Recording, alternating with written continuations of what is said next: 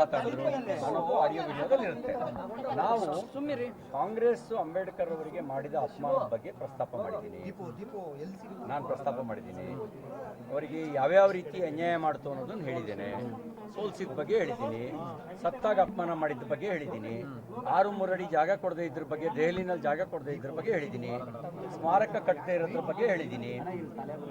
ಭಾರತ ರತ್ನ ಕೊಡದೇ ಇರೋದ್ರ ಬಗ್ಗೆ ಹೇಳಿದ್ದೀನಿ. ನವೆಂಬರ್ 26ನ ಲಾಡೆ ಅಂತ ಹೇಳಿ ಸಂವಿಧಾನದ ಬಗ್ಗೆ ಗೌರವ ತೋರಿಸದೇ ಇರೋದ್ರ ಬಗ್ಗೆನೂ ನಾನು ಹೇಳಿದ್ದೇನೆ. ಇವತ್ತು ನೀವು ನಾಟಕ ಆಡ್ತಾ ಇದ್ದೀರಿ ಅಂತ ಹೇಳಿದ್ದೇನೆ. ಫ್ರಸ್ಟ್ರೇಟೆಡ್ ಆಗಿದ್ದೀರಿ ಅಂತ ಹೇಳಿದ್ದೀನಿ. ಅವರವರ ಭಾವನೆಗೆ ತಕ್ಕಂತೆ ಭಾವಿಸಿದರೆ ನಾನು ಹೊಣೆಗಾರ ಅಲ್ಲ. ಯಾವುದು ರೆಕಾರ್ಡಲ್ಲಿದೆ, ಆನ್ ರೆಕಾರ್ಡಲ್ಲಿದೆ, ತೋರಿಸಿದ್ಮೇಲೆ ನಾನು ಪ್ರತಿಕ್ರಿಯೆ ಇಲ್ಲ ಕೇಳಿಲ್ಲ.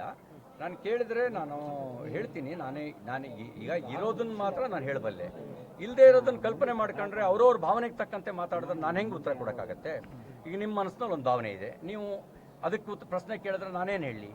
ನನ್ನ ಮನಸ್ಸಲ್ಲಿ ಏನಿದೆ ಅದನ್ನು ನಾನು ಹೇಳಬಲ್ಲೆ. ಇನ್ನೊಬ್ಬರು ನಾನೇನು ಹೇಳಿದ್ದೀನಿ ಅದನ್ನು ಹೇಳಬಲ್ಲೆ. ಸಿಎಂ ಅವರು ಕ್ರಿಮಿನಲ್ ಅಫೆನ್ಸ್ ಅಂತ ಹೇಳಿದ್ದಾರೆ. ಮಾನ್ಯ ಮುಖ್ಯಮಂತ್ರಿಗಳು ಅಷ್ಟು ನಾನು ಕಾನೂನು ತಜ್ಞ ಅಲ್ಲ.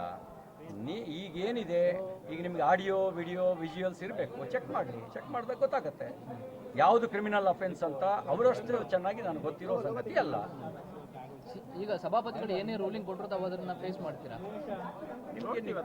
ಅವ್ರಿಗೇನು ನೋಡಿ, ನೀವೇನಂದ್ರೆ ಹೈಪೋಥೆಟಿಕಲ್ ಪ್ರಶ್ನೆ ನಿಮ್ಮ ಮಟ್ಟಿಗೆ ಸರಿ ಇರ್ಬೋದು.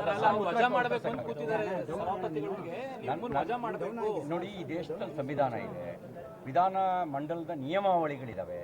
ಸಂವಿಧಾನ ನಿಯಮಾವಳಿಗಳನ್ನು ಮೀರಿದ್ರೆ ಅವ್ರು ಸಂವಿಧಾನ ವಿರೋಧಿಗಳು ಮಾತ್ರ ಹಾಗೆ ಮೀರೋಕೆ ಸಾಧ್ಯ ಅಲ್ಲ. ಸರ್, ಇಷ್ಟೆಲ್ಲ ಚರ್ಚೆ ಆಗ್ತಾ ಇತ್ತು, ಸಭಾಪತಿಗಳು ಯಾಕೆ ನಿಮ್ಮನ್ನು ಕರೆಸಿಲ್ಲ ಅಥವಾ ನಿಮ್ಮವ್ರು ಯಾರು ಯಾಕೆ ಸಭಾಪತಿಗಳನ್ನು ಭೇಟಿ ಮಾಡಿಲ್ಲ?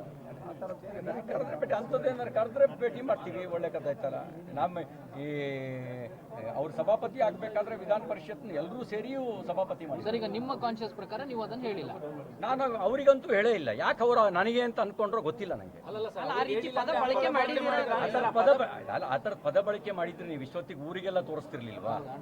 ನೀವೇ ಸುಮ್ಮನಿದ್ದೀರಿ ಅಂದ್ರೆ ಅಂತ ಹೇಳ್ತಿದ್ದೀರಿ, ಅಂದ್ರೆ ಹೇಳಿದ್ದೀರಾ ಅಂತ ಅಲ್ಲ. ನೀವೇನಂದ್ರೆ ನೋಡಿ, ಎಲ್ಲ ಕಲ್ಪನೆ ಮಾಡ್ಕೊಂಡು ಪ್ರಶ್ನೆ ಕೇಳೋದು ಪತ್ರಕರ್ತರಿಗೆ ಸ್ವಾಭಾವಿಕವಾಗಿರೋ ಗುಣ. ಆದ್ರೆ ಉತ್ತರಿಸಬೇಕಾಗಿಲ್ಲ. ನಾನು ಹೇಳೋದೇನು ಅಂದ್ರೆ ನೋಡಿ, ಈಗ ವಿಜುವಲ್ಸ್ ಅವರು ಆರೋಪ ಮಾಡ್ತಿರೋದಿಲ್ಲಿ ವಿಧಾನ ಪರಿಷತ್ತಿನ ಸಭಾಂಗಣದಲ್ಲಿ ಅಂತ. ಅಲ್ಲಿ ವಿಜುವಲ್ಸ್ ಇರುತ್ತವೋ ಇಲ್ವೋ, ಆಡಿಯೋ ಇರುತ್ತೋ ಇಲ್ವೋ, you have to check it. Sir, ಹೋರಾಟ ಮಾಡಬೇಕು, ರಾಜ್ಯಾದ್ಯಂತ ರಾಷ್ಟ್ರೀಯ ಮಟ್ಟದಲ್ಲಿ ಸುದ್ದಿ ಮಾಡಬೇಕು. ಹಾ, ಮಾಡ್ಲಿ. ಯಾರು ಬೇಡ ಅಂತಾರೆ? ಪ್ರಜಾಪ್ರಭುತ್ವದಲ್ಲಿ ಎಲ್ರಿಗೂ ಅವ್ರದೇ ಸ್ವತಂತ್ರ ಇದೆಯಲ್ಲ, ಮಾಡ್ಲಿ. ಹೋರಾಟಕ್ಕೆ ಸಿದ್ಧ ಇದ್ದೀರಿ.